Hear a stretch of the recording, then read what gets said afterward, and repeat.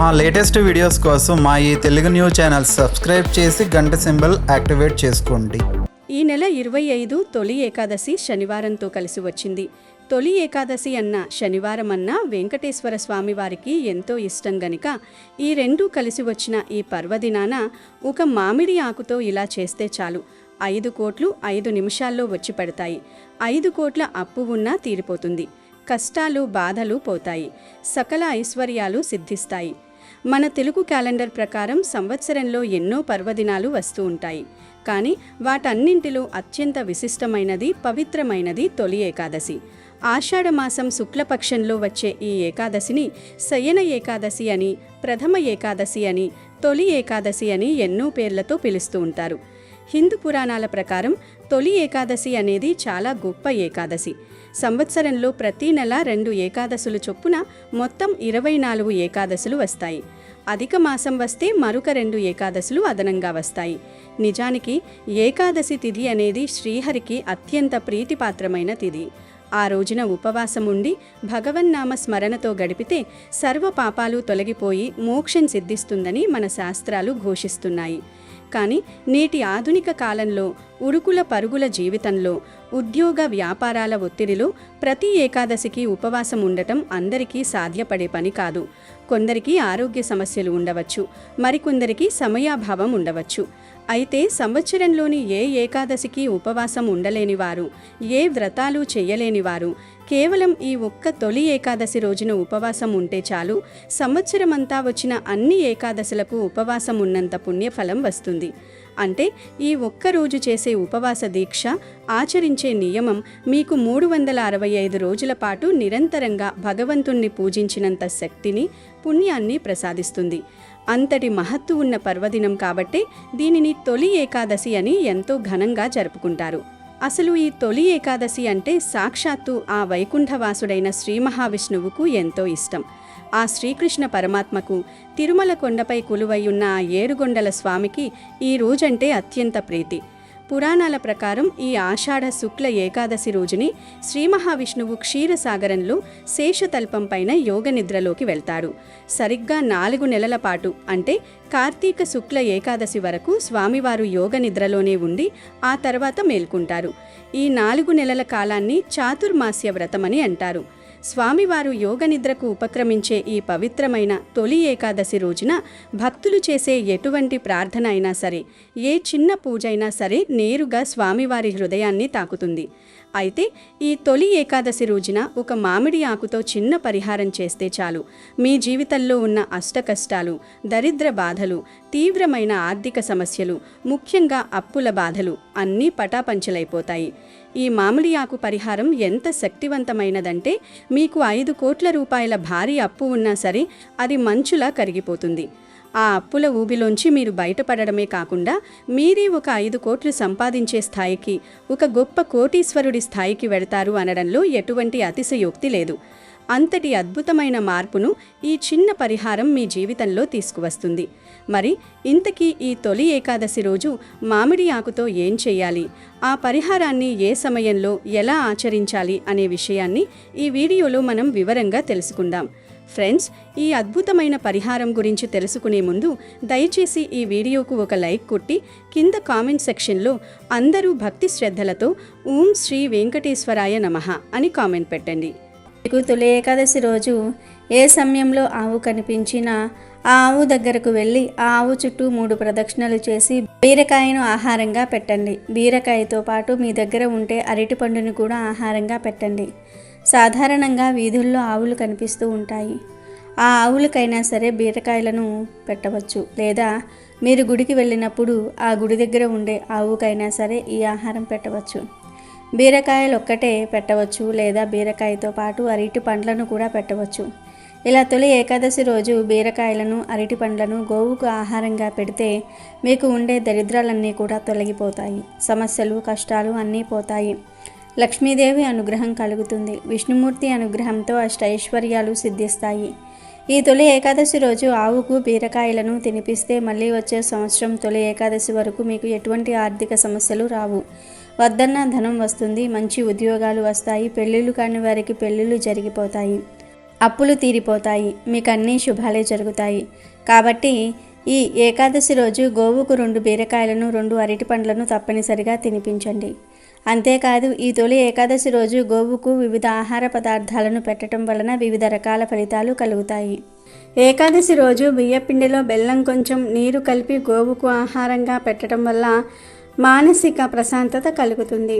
అలాగే నానబెట్టిన కందులను గోవుకు ఆహారంగా పెట్టడం వల్ల మనలో ఉన్న కోపం తగ్గిపోతుంది. ఏకాదశి రోజు నానబెట్టిన కుసుమ గింజలను గోవుకు ఆహారంగా పెట్టడం వల్ల మనం చేసిన పాపాలు దూరమవుతాయి. నానబెట్టిన శనగలను ఈరోజు గోవుకు ఆహారంగా పెట్టడం వల్ల మనలో ఆధ్యాత్మిక చింతన ఏర్పడుతుంది. రాగిపిండి మరియు బెల్లము కలిపి గోవుకు పెడితే మనకు ఉన్న దరిద్రాలు తొలగిపోతాయి. ఏకాదశి రోజు నానబెట్టిన పెసర్లను ఆవుకు ఆహారంగా పెట్టడం వల్ల విద్యా అభివృద్ధి కలుగుతుంది. ఏకాదశి రోజు ఉడికించిన ఆలుగడ్డలను గోవుకు ఆహారంగా పెట్టడం వల్ల నరఘోష పోతుంది. అలాగే ఈరోజు ఆవుకు క్యారెట్ ఆహారంగా పెట్టడం వల్ల వ్యాపార అభివృద్ధి జరుగుతుంది.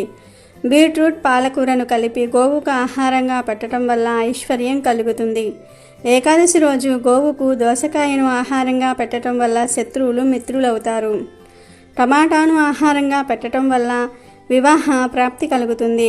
ఈరోజు గోవుకు వంకాయను ఆహారంగా పెట్టడం వల్ల సంతాన ప్రాప్తి కలుగుతుంది. ఏకాదశి రోజు ఆవు కనిపిస్తే ఇలా ఏదో ఒక ఆహారం పెట్టారంటే ఒక్క నిమిషంలో మీ ఒంట్లోని నెగిటివ్ ఎనర్జీ అంతా కూడా పోతుంది. ఆ ఆవే లాగేసుకుంటుంది. మీకు ఉన్న దరిద్రం కష్టాలన్నీ కూడా పోతాయి. కనుక ప్రతి ఒక్కరూ కూడా ఏకాదశి రోజు ఆవు కనిపిస్తే ఈ చిన్న పనిని చేసి దరిద్రాన్ని వదిలించుకొని శుభ ఫలితాలను పొంది సంతోషంగా జీవించండి. ఇక అసలు విషయంలోకి వస్తే ఈ రోజుల్లో ఎంతోమంది అప్పుల బాధలతో తీవ్రమైన కష్టాలు పడుతున్నారు. ప్రస్తుత సమాజంలో మనిషి జీవన విధానం చాలా మారిపోయింది.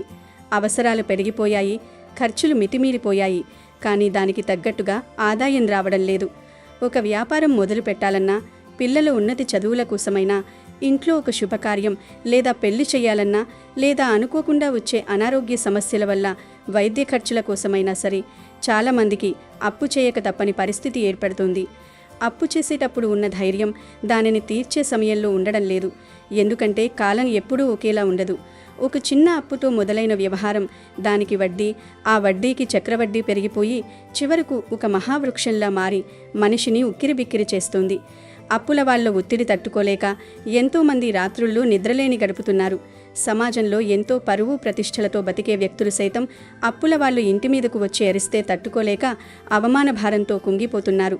కష్టపడి సంపాదించిన డబ్బు మొత్తం వడ్డీలు కట్టడానికి సరిపోతుంటే ఇక జీవితంలో పైకి ఎలా రావాలి, కుటుంబానికి ఎలా అండగా నిలబడాలి అనే దిగులు మనిషిని మానసికంగా కృంగదీస్తోంది. అప్పుల భారం వల్ల భార్యాభర్తల మధ్య గొడవలు, కుటుంబంలో అశాంతి చోటు చేసుకుంటున్నాయి. ఎంత కష్టపడినా ఏమాత్రం కలిసి రాకపోవడం, వచ్చిన డబ్బు వచ్చినట్లుగాని నీళ్లలా ఖర్చయిపోవడం, పైసా కూడా మిగలకపోవడం వంటి సమస్యలతో సతమతమవుతున్న వారు ఈ రోజుల్లో కోకొల్లలు. అలాంటి అప్పుల బాధలన్నీ పూర్తిగా తీరిపోయి ఆర్థికంగా స్థిరపడి మీరు కూడా అద్భుతమైన కోటీశ్వరులుగా మారిపోవాలంటే, మీ జీవితంలో ఊహించని ధనయోగం కలగాలంటే ఈరోజు మామిడి ఆకుతో ఖచ్చితంగా ఈ యొక్క చిన్న పరిహారం చేసుకుని తీరాలి. ఈ పరిహారం మీ అప్పుల తలుపులు మూసేసి అదృష్టలక్ష్మి తలుపులు తెరిచేలా చేస్తుంది. హిందూ ధర్మంలో మామిడి చెట్టుకు, మామిడి ఆకులకు ఉన్న స్థానం అత్యున్నతమైనది. మన ఇళ్లలో ఏ చిన్న శుభకార్యం జరిగినా, పండుగ వచ్చినా, పూజ చేసినా సరే ముందుగా మనకు గుర్తుకు వచ్చేది గుమ్మానికి కట్టే మామిడి ఆకుల తోరణం. ఇంటికి పచ్చని మామిడి తోరణం కట్టకుండా ఏ శుభకార్యము ప్రారంభం కాదు. కలశ స్థాపన చేయాలన్నా అందులో పవిత్రమైన జలం పోసి ఆ పైన 5 మామిడి ఆకులు ఉంచి దానిపై కొబ్బరికాయ పెడతాము. మామిడి ఆకులకు సానుకూల శక్తులను, అంటే పాజిటివ్ ఎనర్జీని ఆకర్షించే అద్భుతమైన గుణం ఉంది. గాలిలో ఉన్న నెగిటివ్ ఎనర్జీని, చెడు దృష్టిని పారద్రోలి ఇంట్లోకి ఒక స్వచ్ఛమైన, పవిత్రమైన ప్రాణవాయువును, దైవిక శక్తిని ప్రసరింపజేయడంలో మామిడి ఆకులు ముఖ్య పాత్ర పోషిస్తాయి. ఆయుర్వేద పరంగా చూసుకున్నా, ఆధ్యాత్మిక పరంగా చూసుకున్నా మామిడి ఆకు అనేది సాక్షాత్తు లక్ష్మీదేవికి, శ్రీ మహావిష్ణువుకి ప్రతిరూపంగా భావిస్తారు. అందుకే దేవతలకు అర్పించే నైవేద్యాల దగ్గర, చేసే హోమాలలో మామిడి సమిధలను, ఆకులను విరివిగా ఉపయోగిస్తారు. ఎక్కడైతే పచ్చని మామిడి ఆకులుంటాయో అక్కడ దరిద్ర దేవత ప్రవేశించడానికి భయపడుతుంది. అటువంటి విశిష్టమైన, దైవాంశ సంభూతమైన మామిడి ఆకుతో ఈ తొలి ఏకాదశి పర్వదినాన పరిహారం చేస్తే సాక్షాత్తు ఆ తిరుమల శ్రీనివాసుడి ఆశీస్సులు మీ సొంతమవుతాయి. మీ ఇంట సిరి సంపదలు తాండవిస్తాయి. ఈ మామిడి ఆకు పరిహారాన్ని మీరు పవిత్రమైన తొలి ఏకాదశి రోజున సాయంత్రం 4 గంటల నుండి 6 గంటల మధ్యలో చెయ్యాలి. ముందుగా మీరు ఈ పరిహారం చెయ్యాలని సంకల్పం తీసుకున్న తర్వాత సాయంత్రం సమయంలో స్నానం ఆచరించి లేదా కాళ్ళు చేతులు కడుక్కుని మనసులో ఎలాంటి కల్మషం లేకుండా సంపూర్ణమైన నమ్మకంతో భగవంతుణ్ణి స్మరించుకోవాలి. ఆ తర్వాత మీ ఇంటికి సమీపంలో ఎక్కడైనా మామిడి చెట్టు ఉంటే అక్కడికి వెళ్ళి ఆ చెట్టుకు నమస్కరించి మనసులో మీ కష్టాలను తలచుకుని ఒక చక్కటి పచ్చటి ఎక్కడా చిడగని పురుగులు తినని స్వచ్ఛమైన మామిడి ఆకును కోసుకొని తెచ్చుకోవాలి. ఆకును ఇంటికి పెంచిన తర్వాత దానిని శుభ్రమైన నీటితో, వీలైతే కాస్త పసుపు కలిపిన నీటితో లేదా గంగాజలంతో శుభ్రంగా కడగాలి. ఏమాత్రం దుమ్ము ధూళి లేకుండా తుడిచి పక్కన పెట్టుకోవాలి. ఆ తర్వాత ఆ శుభ్రపరిచిన మామిడి ఆకు మీద స్వచ్ఛమైన కుంకుమతో 3 చోట్ల బొట్లు పెట్టాలి. ఇలా కుంకుమ బొట్లు పెట్టిన తర్వాత మీ ఇంట్లోని పూజా మందిరంలో సాక్షాత్తు ఆ శ్రీ వెంకటేశ్వర స్వామివారి పటం ముందు కానీ లేదా శ్రీ మహావిష్ణువు, శ్రీకృష్ణుడు, శ్రీరాముడు ఇలా స్వామివారి ఏ అవతారానికి సంబంధించిన ఫోటో ముందు అయినా సరే ఈ ఆకును ఉంచాలి. ఆకును స్వామివారి పాదాల చెంత ఉంచిన తర్వాత ఆ ఆకు మీద 1 స్పూను కందిపప్పు వేయాలి. కందిపప్పు అనేది నవగ్రహాలలో గురుగ్రహానికి సంకేతం. గురుగ్రహం అనుగ్రహం ఉంటేనే ఎవరికైనా ఆర్థిక స్థిరత్వం, ధనప్రాప్తి కలుగుతాయి. కందిపప్పును ఉంచిన తర్వాత ఆ పప్పు మీద ఒక చిన్న బెల్లం ముక్కను పెట్టాలి. బెల్లం అనేది జీవితంలో తీపికి, సంతోషానికి, లక్ష్మీ కటాక్షానికి ప్రతీక. మన కష్టాలన్నీ తొలగిపోయి జీవితం మళ్ళీ మధురంగా మారాలనే ఉద్దేశంతో బెల్లం పెడతాము. ఆ బెల్లం ముక్క పైన 1 రూపాయి బిళ్ళను ఉంచాలి. రూపాయి బిళ్ళ అనేది ధనానికి, సంపదకు బీజం లాంటిది. ఆ పైన చిటికెడు పసుపు కుంకుమలు కూడా చల్లేయండి. ఇలా వరుసగా ఆకు, కుంకుమ బొట్లు, కందిపప్పు, బెల్లం, దానిపై రూపాయి బిళ్ళ పెట్టి పసుపు కుంకుమలు వేసిన తర్వాత మీరు 2 చేతులు జోడించి స్వామివారికి నమస్కరించుకోవాలి. మీ కళ్ళు మూసుకొని మీ మనసులోని బాధలను, మీకున్న అప్పుల కష్టాలను, ఎవరు మీకు ఎంత బాకీ ఉన్నారో లేదా మీరు ఎవరెవరికి ఎంత డబ్బు తిరిగి ఇవ్వాలో ప్రతి ఒక్క విషయాన్ని ఆ స్వామివారికి, ఆ ఆకుకు చెప్పుకోవాలి. స్వామి, నాకున్న అప్పుల బాధలన్నీ త్వరగా తీరిపోవాలి. నేను ఆర్థికంగా స్థిరపడాలి. నా కుటుంబం సంతోషంగా ఉండాలి. నా కష్టాలన్నీ కడతేరాలి అని కన్నీటి పర్యంతమే ఎంతో ఆర్తితో, పూర్తి నమ్మకంతో వేడుకోవాలి. మీరు ఎంత ఏకాగ్రతతో, ఎంత శ్రద్ధతో ప్రార్థిస్తే ఈ పరిహారం అంత వేగంగా పనిచేస్తుంది. ఆ రోజు రాత్రి ఆ ఆకును, దానిపై ఉన్న వస్తువులను అలాగే స్వామివారి పటం ముందు ఉంచేయాలి. మీ పూజ పూర్తయిన తర్వాత ఆ రాత్రంతా ఆ ఆకు దైవిక శక్తిని గ్రహిస్తుంది. తొలి ఏకాదశి రాత్రి కాబట్టి ఆ విష్ణుమూర్తి కరుణా కటాక్షాలు ఆ ఆకుపై, అందులో ఉన్న వస్తువులపై సంపూర్ణంగా పడతాయి. ఆ తర్వాత మరునాడు ఉదయం నిద్రలేచి కాలకృత్యాలు తీర్చుకొని స్నానం చేసిన అనంతరం పూజా మందిరంలో ఉన్న ఆ మామిడి ఆకును ఎంతో జాగ్రత్తగా దానిపై ఉన్న కందిపప్పు, బెల్లం, రూపాయి బిళ్ళ కింద పడిపోకుండా చేతుల్లోకి తీసుకోవాలి. దానిని నేరుగా తీసుకువెళ్ళి బయట ఎక్కడైనా సరే ఒక పచ్చటి వృక్షం మొదట్లు పెట్టేసి రావాలి. అంటే ఏదైనా పెద్ద చెట్టు, పచ్చగా కలకలలాడుతున్న చెట్టు దగ్గరకు వెళ్ళి ఆ చెట్టు కింద మట్టిలో లేదా చెట్టు మొదట్లో ఈ ఆకును సురక్షితంగా పెట్టి రావాలి. ఇక్కడ ఒక ముఖ్యమైన విషయం గుర్తుంచుకోవాలి. ఈ ఆకును ఎట్టి పరిస్థితుల్లోనూ చెట్టు మీద పడవేయకూడదు, విసిరేయకూడదు. కేవలం చెట్టు మొదట్లో పాదాల దగ్గర మాత్రమే పవిత్రంగా ఉంచి రావాలి. వెనక్కి తిరిగి చూడకుండా ఇంటికి వచ్చేయాలి. ఇలా మీరు తొలి ఏకాదశి రోజున ఎంతో శ్రద్ధతో, నిష్ఠతో గనక ఈ మామిడి ఆకు పరిహారాన్ని చేస్తే ఖచ్చితంగా మీ జీవితంలో అద్భుతాలు జరుగుతాయి. మీకున్న 5 కోట్ల రూపాయల మహా అప్పైనా సరే తీరడానికి ఎటునుంచో ఒక మార్గం దొరుకుతుంది. మీకు రావలసిన మొండి బకాయిలు వసూలవుతాయి. వ్యాపారంలో ఊహించని లాభాలు వస్తాయి. ఉద్యోగస్తులకు ప్రమోషన్లు, ఆర్థిక ఎదుగుదల కనిపిస్తుంది.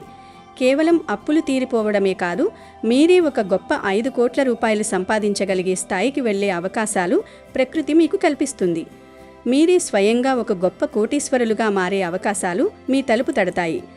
భగవంతుని మీద, ధర్మం మీద, మనం చేసే ఈ చిన్న ప్రకృతి పరిహారం మీద సంపూర్ణమైన విశ్వాసం ఉంచి చేస్తే ఆ వైకుంఠనాథుని కరుణతో పాటు ఆ మహాలక్ష్మి దయ మీపై వర్షించి మీ ఇల్లు ఎప్పుడూ సిరి సంపదలతో, సుఖ సంతోషాలతో తురతోగుతుంది. ఈ పరిహారాన్ని ఎవరైతే ఆచరిస్తారో వారి జీవితంలో చీకట్లు తొలగిపోయి సరికొత్త కాంతిరేఖలు ఉదయిస్తాయి. అంతటి మహాశక్తివంతమైన ఈ తొలి ఏకాదశి పరిహారాన్ని మీరు ఆచరించి సకల శుభాలు పొంది సంతోషంగా జీవించండి. ముత్తైదవ స్త్రీలు తొలి ఏకాదశి ముందు రోజు అంటే దశమి నాడు గోరింటాకును కోసి నూరి చేతులకు పెట్టుకుంటే మాంగళ్య బలం పెరుగుతుంది. ఆషాఢంలో ఒక్కసారైనా గోరింటాకు పెట్టుకోవాలని అంటారు కదా. ఆ గోరింటాకును ఈ తొలి ఏకాదశి రోజు ముందు రోజున పెట్టుకుంటే లక్ష్మీదేవి అనుగ్రహం కలుగుతుంది.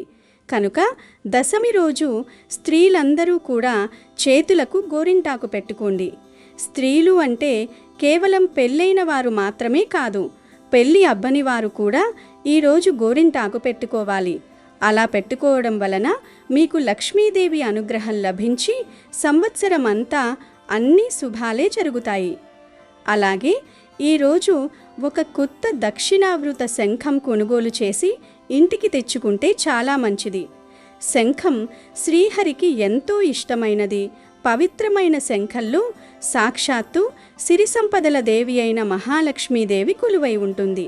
అందుకే ఇంట్లో శంఖం లేనివారు తొలి ఏకాదశి రోజు శంఖాన్ని ఇంటికి తెచ్చుకుని పూజ చేస్తే మన జీవితంలో ఎదుర్కొంటున్న కష్టాలు, తీరని బాధలు అన్నీ పూర్తిగా దూరమవుతాయి. ఈ పవిత్రమైన రోజున శంఖం తీసుకురావడం వల్ల ఇంట్లో ఉన్న ప్రతికూల శక్తులు తొలగిపోయి సానుకూల ఆధ్యాత్మిక శక్తి ప్రవేశిస్తుంది. దరిద్రం పారద్రోలబడి గృహంలో ఎల్లప్పుడూ సుఖశాంతులు, ప్రశాంతత నెలకొంటాయి. ముఖ్యంగా ఈ రోజున శంఖాన్ని తెచ్చుకుని దానిలో నీళ్లు పోసి ఆ నీటిని తీర్థంగా తీసుకున్న లక్ష్మీనారాయణుల సంపూర్ణ అనుగ్రహం కుటుంబంపై ఉండి అష్టైశ్వర్యాలు, సిరి సంపదలు నిశ్చయంగా సిద్ధిస్తాయి. కాబట్టి తొలి ఏకాదశి రోజున ఇంటికి శంఖాన్ని తెచ్చుకుని శుభాలను పొందండి.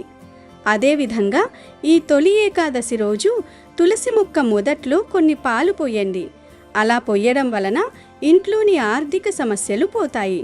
చాలామంది తెలియక తొలి ఏకాదశి రోజు తులసి మొక్కకు నీళ్లు పోస్తుంటారు. కానీ ఈ ఏకాదశి రోజు తులసి మొక్క ఉపవాసం ఉంటుంది అని శాస్త్రాలు చెప్తున్నాయి. అందుకే ఈరోజు తులసికి నీళ్లు పొయ్యకూడదు, పాలు పొయ్యాలి. అది కూడా 2 చుక్కలు మాత్రమే పోసి ఒక దండం పెట్టుకుంటా సంవత్సరం అంతా మీకు బాగా కలిసి వస్తుంది. తొలి ఏకాదశి వ్రతాన్ని చేయాలి అనుకునేవారు దశమి రోజు రాత్రి నుంచి ఉపవాసం దీక్షను ప్రారంభించాలి. ఉపవాసం చేసినా చేయకపోయినా తొలి ఏకాదశి రోజున తెల్లవారుజామునే నిద్రలేచి కాలకృత్యాలు తీర్చుకుని స్నానం చేసి శుభ్రమైన వస్త్రాలు ధరించి నుదుటిన కుంకుమ ధరించాలి. ఆ తర్వాత లక్ష్మీనారాయణుల పటానికి లేదా వెంకటేశ్వర స్వామి వారి పటానికి గంధము కుంకుమలతో బొట్లు పెట్టి అలంకరించుకోవాలి. ముందుగా ఆచమనం చేసి ఆవు నెయ్యి దీపాన్ని వెలిగించుకోవాలి. తొలి ఏకాదశి అనేది ప్రత్యేక పర్వదినం కనుక విష్ణువును పూజించక ముందు పసుపు గణపతిని చేసి అందులోకి వినాయకుడిని ఆవాహన చేసి ముందుగా పసుపు గణపతికి పూజ చేసి నైవేద్యం సమర్పించాలి. ఆ తర్వాత విష్ణుమూర్తికి తులసి మాలను సమర్పించాలి. విష్ణుమూర్తిని తొలి ఏకాదశి రోజు తులసితో పూజించటం వలన అఖండ ఐశ్వర్యం సిద్ధిస్తుంది. విష్ణుమూర్తికి అలంకరణ అంటే ప్రీతి కాబట్టి మీకు అందుబాటులో ఉన్న రకరకాల పూలతో అలంకరించి ధూప దీప నైవేద్యాలతో అలంకరించుకోవాలి. ఇక ఈ తొలి ఏకాదశి రోజు ముఖ్యంగా మహా నైవేద్యాన్ని శ్రీ మహావిష్ణువుకు నైవేద్యంగా పెట్టాలి. అంటే మీరు ఇంట్లో ఏం వండుకుంటే అది పెట్టాలి. ఇలా మహా నైవేద్యం పెడితే ఆ లక్ష్మీనారాయణుల కరుణా కటాక్షాలు తప్పక లభిస్తాయి. దీనితో పాటు పేలాల పిండిని కూడా నివేదన చేయాలి. చాలామంది తొలి ఏకాదశి రోజు కేవలం పేలాల పిండిని మాత్రమే నైవేద్యంగా పెడతారు. కానీ పేలాల పిండి ఒక్కటే కాదు, దానితో పాటు మహా నైవేద్యం కూడా పెడితే లక్ష్మీ పూజల ఫలితం లభిస్తుంది. మీకు ఉండే కష్టాలన్నీ కూడా తొలగిపోతాయి. దరిద్రమంతా కూడా వదిలిపోతుంది. మహా నైవేద్యం అంటే మీరు ఇంట్లో వండుకునే అన్నము, కూర, పప్పు ఇలా మీరు ఏం వండుకుంటే అవి డైరెక్ట్గా గిన్నెలతో తీసుకుని వెళ్ళి నివేదన చేసేయండి. ఆ తర్వాత ఆ ఆహారాన్నే ప్రసాదంగా స్వీకరించి తినండి. అలాగే ఈరోజు పేలాల పిండిని కూడా తప్పనిసరిగా తినండి. ఇలా నైవేద్యం పెట్టిన తర్వాత విష్ణు సహస్రనామాలు చదవాలి లేదా 108 సార్లు ఓం నమో నారాయణాయ అనే మంత్రాన్ని జపించాలి. చివరిలో హారతి చూపించాలి. ఇది తొలి ఏకాదశి పూజా విధానం. ఇక ఈరోజు విష్ణుమూర్తిని పూజించేటప్పుడు పూజలో పొరపాటున కూడా ఈ పూలను వాడకూడదు అని శాస్త్రాల్లో చెప్పారు. విష్ణుమూర్తి పూజలో ముళ్ళున్న పూలను వాడకూడదు. ఒక్క గులాబీ పువ్వు తప్పించి మిగిలిన ఏ ముళ్ళున్న పూలను విష్ణుమూర్తి పూజలో వాడకూడదు. అలాగే వాసన లేని పూలతో కూడా విష్ణుమూర్తిని పూజించకూడదు. పూజకు వాడే ఏ పువ్వైనా శుచిగా శుభ్రంగా ఉండాలి. నీటిలో తడిపిన పుష్పాలతో ఎప్పుడూ పూజ చేయకూడదు. మైలలో ఉన్నవారు అంటుకున్న పూలను విష్ణుమూర్తి పూజలో వాడకూడదు. ముఖ్యంగా శ్రీ మహావిష్ణువుకు పూజ చేసేటప్పుడు ఉమ్మెత్త పువ్వులను మరియు బంతి పువ్వులను ఎట్టి పరిస్థితుల్లోనూ కూడా సమర్పించకూడదని శాస్త్రాలు చెప్తూ ఉన్నాయి. అలాగే పూల మొగ్గను సమర్పిస్తే చంపా పువ్వులు, తామర పువ్వులు తప్ప మరే ఇతర పూల మొగ్గలు సమర్పించకూడదు. పూర్తిగా వికసించిన పువ్వులను మాత్రమే విష్ణుమూర్తికి సమర్పించాలి. నేలపై పడిన పువ్వులను కూడా విష్ణుమూర్తికి వాడరాదు. ఎడమ చేతి నుండి తీయబడిన పువ్వులను కూడా పూజకు వాడరాదు. వేరే ఒకరి కోపానికి గురి చేసి తెచ్చిన పువ్వులు భగవంతుని పూజలో ఫలించవు. అంటే దొంగతనంగా కోసి తెచ్చిన పూలతో పూజ చేసినా ఎలాంటి ఫలితం రాదు. అలాగే సువాసన లేని పువ్వులు, దుర్వాసన వెదజల్లుతున్న పువ్వులు, అపవిత్రమైన ప్రదేశంలో పెరిగిన పువ్వులను కూడా విష్ణు పూజకు వాడకూడదు.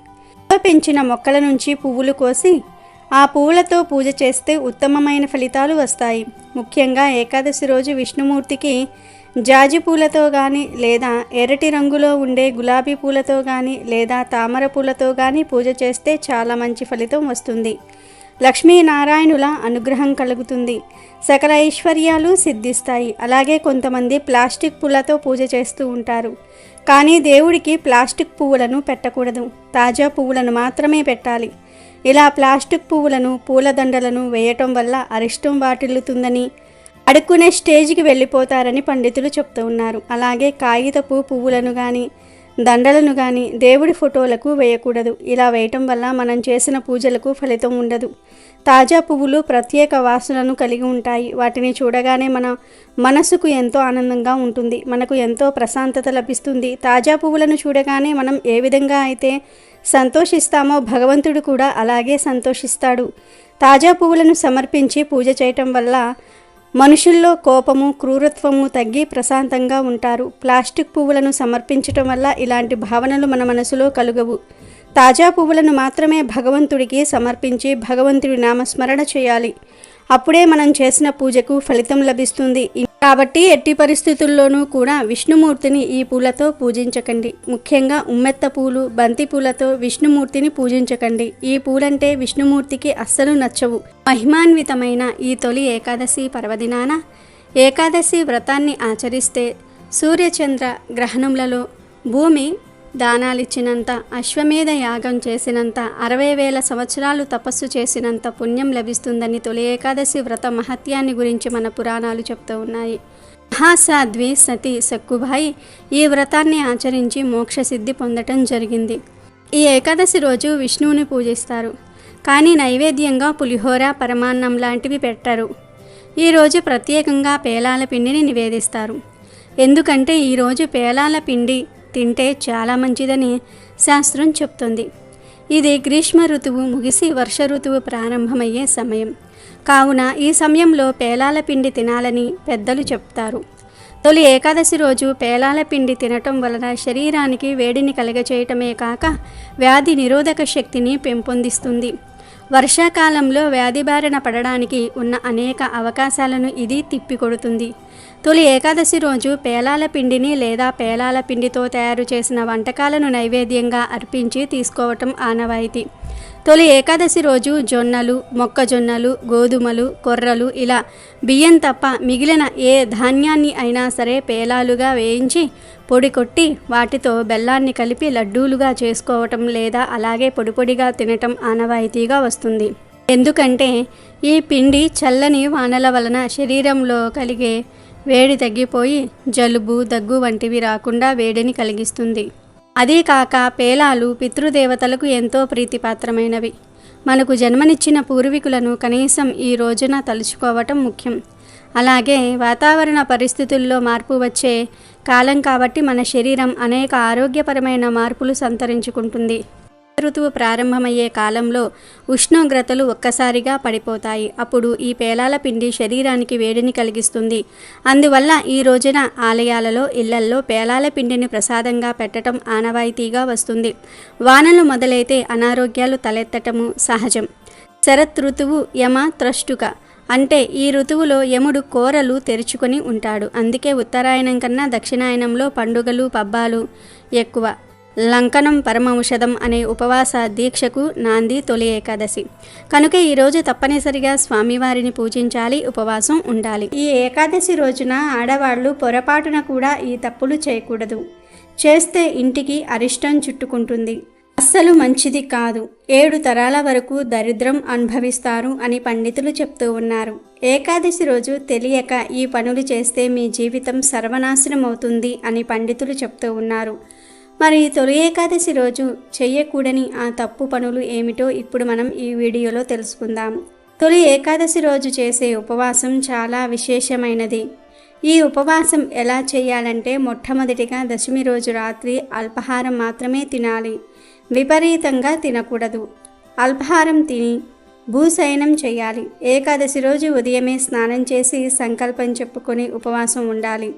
ఈ ఉపవాసం 3 రకాలుగా చేయవచ్చు. అంటే అసలు ఏమీ తినకుండా ఉపవాసం ఉండవచ్చు, లేదా పాలు పండ్లు తిని ఉపవాసం ఉండవచ్చు, లేదా ఒక పూట భోజనం చేసి ఏకభుక్తం ఉండవచ్చు. 12 ఏళ్ళు పైబడిన వారు, 60 ఏళ్ల లోపు వారు మాత్రమే ఉపవాసం ఉండాలి. అనారోగ్యం ఉన్నవారు, గర్భిణీ స్త్రీలు, షుగర్లు బీపీలు ఉన్నవారు ఉపవాసం చేయనవసరం లేదని శాస్త్రమే చెప్తుంది. కాబట్టి ఇలాంటి వారు దయచేసి ఉపవాసం చేసి ప్రాణాల మీదకు తెచ్చుకోకండి. ఆ తర్వాత ద్వాదశి రోజు, ద్వాదశి తిథి వెళ్ళేలోపు పారణ చేయాలి. అంటే ఏదో ఒక ఆహారం తీసుకోవాలి.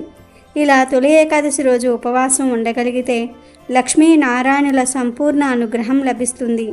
లక్ష్మీదేవి అనుగ్రహం లభిస్తే ఇక సంపదలు వైభవం అన్నీ వస్తాయి. విష్ణుమూర్తి అనుగ్రహం లభిస్తే రక్షణ వస్తుంది.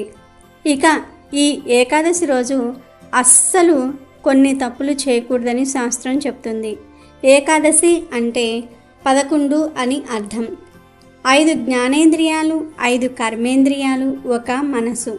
ఈ 11 ఉంటేనే మన జీవితం ముందుకు నడుస్తుంది. ఈ 11 ఇంద్రియాలను పవిత్రంగా ఉంచుకోవటం, అదుపులో ఉంచుకోవటమే ఏకాదశి. నాలుక, ముక్కు, చెవి, కన్ను, చర్మం, ఈ 5 జ్ఞానేంద్రియాలు.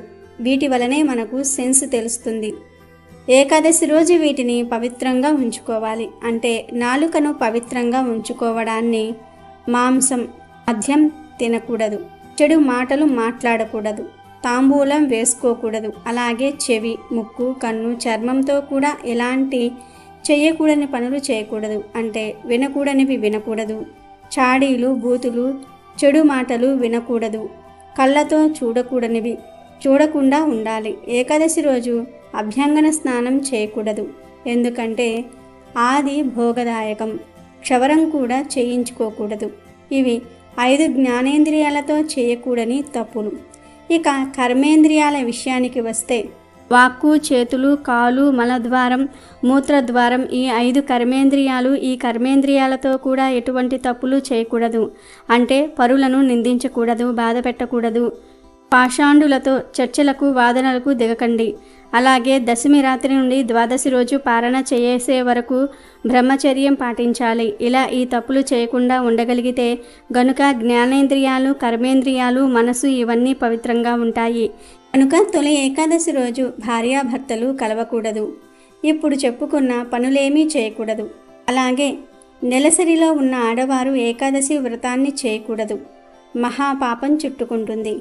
అలాగే తొలి ఏకాదశి రోజు ఇంటిని క్లీన్గా ఉంచుకోవాలి. ఈ తప్పులు చేశారంటే మాత్రం ప్రజలకు ఫలితం రాదు. మీ ఇంటికి కూడా అస్సలు మంచిది కాదు, అరిష్టం చుట్టుకుంటుంది. కనుక తొలి ఏకాదశి రోజు ఎవ్వరూ ఈ తప్పులు చేయకండి. తొలి ఏకాదశి రోజున స్త్రీలు ఉదయాన్నే సూర్యోదయానికి ముందే నిద్రలేచి తలస్నానం చేసి ఇల్లు వాకిలి శుభ్రపరుచుకుని శుచిగా తయారైన తర్వాత ఎరుపు రంగు అంటే రెడ్ కలర్ లేదా పసుపు రంగులో అంటే ఎల్లో కలర్లో ఉండే చీరను గాని, పట్టు వస్త్రాలను గాని లేదా ఇతర దుస్తులను గాని ధరించడం అత్యంత శుభప్రదం. ఎరుపు రంగు సాక్షాత్తు ఆ మహాలక్ష్మీదేవికి ఎంతో ఇష్టమైన రంగు.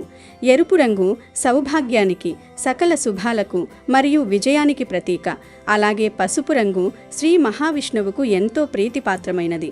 ఆయన్ను పురాణాలలో పీతాంబరధారి అని కూడా పిలుస్తారు, అనగా పసుపు పచ్చని వస్త్రాలను ధరించేవాడు అని అర్థం. కాబట్టి ఈ పవిత్రమైన ఏకాదశి రోజున ఆడవారు ఎరుపు లేదా పసుపు రంగు చీరలు కట్టుకోవడం వల్ల సాక్షాత్తు ఆ లక్ష్మీనారాయణుల కరుణా కటాక్షాలు వారి కుటుంబంపై సంపూర్ణంగా కురుస్తాయి. పెళ్లైన ఆడవారు ఈ రోజున ఎరుపు రంగు లేదా పసుపు రంగు దుస్తులు ధరిస్తే వారి మాంగళ్య బలం విపరీతంగా పెరుగుతుంది. స్త్రీలకు దీర్ఘ సుమంగళి యోగం కలుగుతుంది. మీ భర్తకు ఎటువంటి అపమృత్యు దోషాలు ఉన్నా, గ్రహదోషాలు ఉన్నా, నరదృష్టి ఉన్నా అవన్నీ పటాపంచలైపోతాయి. మీ భర్తకు ఇకపై అంతా మంచే జరుగుతుంది. ఆయన వ్యాపారంలో గాని, వృత్తిలో గాని ఏ పని మొదలుపెట్టినా అందులో అద్భుతమైన విజయం సాధిస్తారు. ఆయన పట్టిందల్లా బంగారంలాగా మారుతుంది. సమాజంలో పేరు ప్రఖ్యాతులు, గౌరవ మర్యాదలు ఇనుమడిస్తాయి. ఈ రంగు వస్త్రాలు ధరించడం వల్ల నెగిటివ్ ఎనర్జీ అనేది మీ దరిదాపుల్లోకి కూడా రాదు. కేవలం పాజిటివ్ ఎనర్జీ మాత్రమే మీ చుట్టూ ఉంటుంది.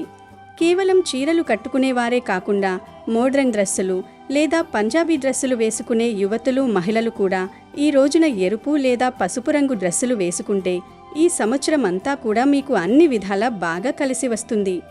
భర్త సంపాదన ఊహించని రీతిలో అమాంతం పెరుగుతుంది. ఎంతలా అంటే మీరు ఇంట్లో ప్రశాంతంగా కూర్చుని తిన్నా కూడా ఏమాత్రం తరగని అపారమైన ధనరాశులు మీ సొంతమవుతాయి.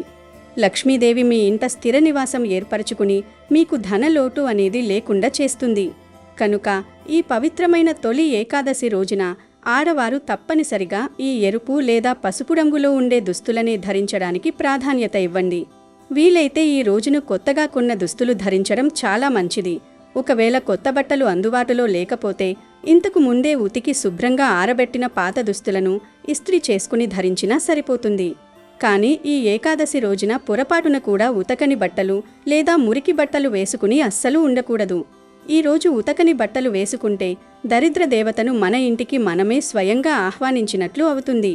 దీనివల్ల సంవత్సరం పొడవునా భరించలేని ఆర్థిక ఇబ్బందులు, అనారోగ్య సమస్యలతో దరిద్రాన్ని అనుభవిస్తారు. కనుక ఈరోజు ఖచ్చితంగా శుచిగా ఉతికిన దుస్తులు మాత్రమే ధరించండి. అవి కూడా ఎరుపు రంగులో లేదా పసుపు రంగులో లేదా ఈ రెండు రంగుల కాంబినేషన్లో, అంటే పసుపు రంగు చీరకు ఎరుపు రంగు అంచు ఉన్నవి ధరిస్తే మీ ఇల్లు సిరి సంపదలతో తులతూగుతుంది. ఇక ఆడవారనే కాదు, ఇంట్లోని మగవారు, పిల్లలు, వృద్ధులు ఇలా అందరూ కూడా ఈరోజు ఎరుపు లేదా పసుపు రంగు వస్త్రాలు ధరిస్తే ఈ సంవత్సరం అంతా కూడా వారి జీవితంలో ఏ ఆటంకాలు లేకుండా సుఖశాంతులతో వర్ధిల్లుతారు. మీ జీవితంలో ఎటువంటి కష్టాలు, నష్టాలు దరిచేరవు.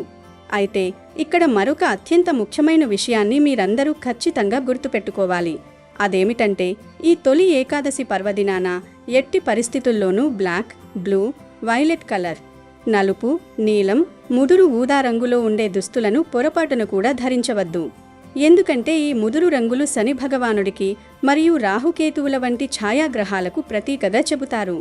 అత్యంత పవిత్రమైన ఈ తొలి ఏకాదశి రోజున ఇలాంటి డార్క్ కలర్ బట్టలు వేసుకుంటే సంవత్సరం అంతా కూడా ఊహించని కష్టాలు వచ్చి పడతాయని పండితులు హెచ్చరిస్తున్నారు. మీరు చేస్తున్న పనుల్లో తీవ్రమైన ఆటంకాలు ఎదురవుతాయి. కొత్త సంవత్సరం అస్సలు కలిసి రాదు. అప్పుల బాధలు విపరీతంగా పెరుగుతాయి. కాబట్టి ఎవ్వరూ కూడా తొలి ఏకాదశి రోజున బ్లాక్, బ్లూ లేదా వైలెట్ హంబు దుస్తులు ధరించి కోరి కోరి కష్టాలను మీ నెత్తి మీదకి తెచ్చుకోవద్దు. ఇక ఈరోజు ఆడవారు వస్త్రాలతో పాటు ఏ రంగులో ఉండే గాజులు వేసుకోవాలి అనే విషయానికి వస్తే మీ చేతులకు నిండుగా పసుపు లేదా ఎరుపు రంగు గాజులను ధరించడం చాలా శ్రేయస్కరం. ఎరుపు, పసుపు ఈ రెండు రంగులు కూడా అత్యంత మంగళకరమైనవి మరియు శుభసూచకమైనవి. ఈ రెండు రంగుల్లో ఏ రంగులో ఉండే గాజులనైనా సరే మీరు సంతోషంగా ధరించవచ్చు. తొలి ఏకాదశి రోజునే ఈ రంగు గాజులు మరియు దుస్తులు ధరిస్తే సంవత్సరం అంతా మీకు ఎంతో ఆనందంగా ఉంటుంది. ఒకవేళ మీ జాతకంలో గ్రహస్థితుల వల్ల భవిష్యత్తులో ఏవైనా చిన్న చిన్న కష్టాలు వచ్చినా సరే ఆ కష్టాలను ధైర్యంగా ఎదుర్కొని నిలబడే అపారమైన శక్తిని, మనోధైర్యాన్ని ఆ భగవంతుడు మీకు తప్పకుండా ప్రసాదిస్తాడు. ఈరోజు మీరు వేసుకునే దుస్తుల మీద ఎలాంటి డిజైన్లు లేదా అంచులు ఉన్నా పర్వాలేదు, కానీ వాటిలో బ్లాక్, బ్లూ, వైలెట్ రంగులు అతి తక్కువ ఉండేటట్లుగా చూసుకోండి. వీలైతే ఆ అశుభ రంగులు అస్సలు లేకుండా పూర్తిగా ఎరుపు లేదా పసుపు రంగులో ఉండేలాగా జాగ్రత్త పడండి.